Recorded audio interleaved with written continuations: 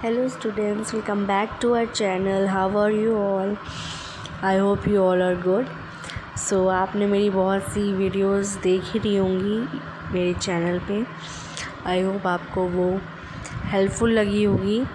So we are going to start a new topic of this chapter, the age of revolutions 1830 to 1848. सो इस topic के भी 3 सब topics हैं. जैसे मैंने वो वाले टॉपिक्स क्लियर किए थे, ये वाला टॉपिक भी मैं ऐसे ही क्लियर करूँगी. हालांकि हम बहुत ही तोड़ के पढ़ा रहे हैं, लेकिन मेरे ख्याल से ऐसे पढ़ाना सही है. इससे आपको सारे कॉन्सेप्ट अच्छे से क्लियर हो रहे हैं. So let's start.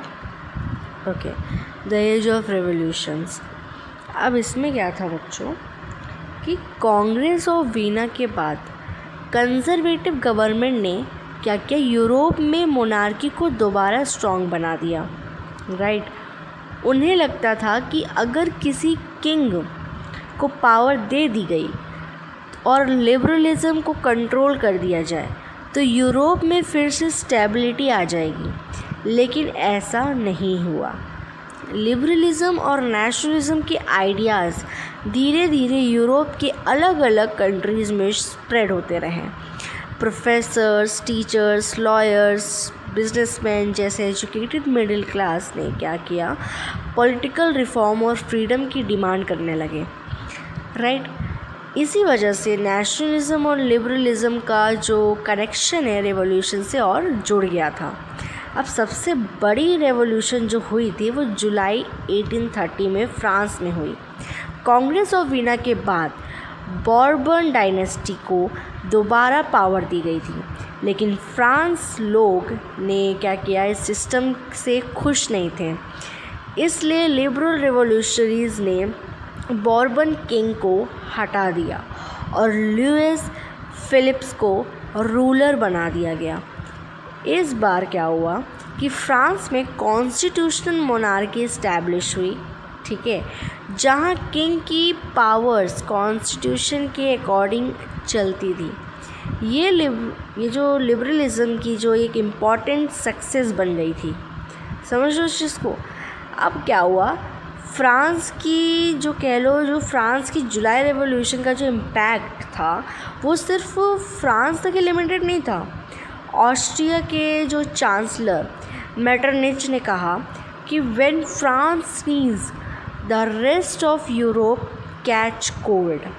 इसका साफ मतलब है कि अगर भाई फ्रांस में होने वाले जो पॉलिटिकल चेंजेस हैं का जो इफ़ेक्ट होगा, जो चेंजेस का इफ़ेक्ट होगा वो पूरे यूरोप पर पड़ेगा ही पड़ेगा. इसी रेवोल्यूशन से इंस्पायर होकर ब्रुसेल में क्या हुआ, अपराइजिंग हुई और Belgium United kingdom of the जो नीदरलैंड से अलग होकर एक इंडिपेंडेंट नेशन बन गया था.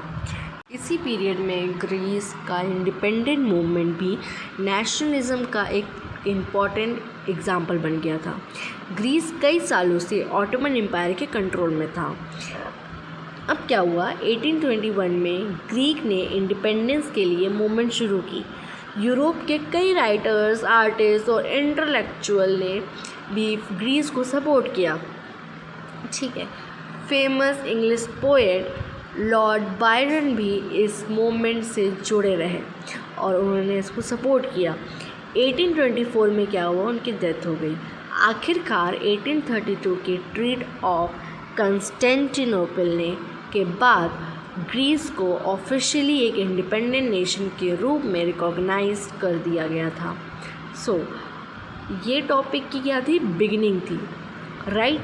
अब हम इसके सब टॉपिक, अगले सब टॉपिक उसमें हम देखेंगे कि रोमांटिसिज्म ने नेशनलिज्म को और स्ट्रॉन्ग कैसे बनाया और लिटरेचर, आर्ट्स और कल्चर ने नेशनलिस्ट फीलिंग को यूरोप के लोगों तक कैसे पहुंचाया. आई होप आपको ये इंटरेक्टिव पार्ट अच्छा लगा होगा और इसके सब टॉपिक भी बहुत अच्छे हैं. सो बने रहिए और लाइक, शेयर, कमेंट ज़रूर करना. कोई भी दिक्कत हो, जो चीज़ समझ में ना आए, कमेंट करना. ओके. और सब टॉपिक हम अगले वीडियो में लाते हैं. Thank you.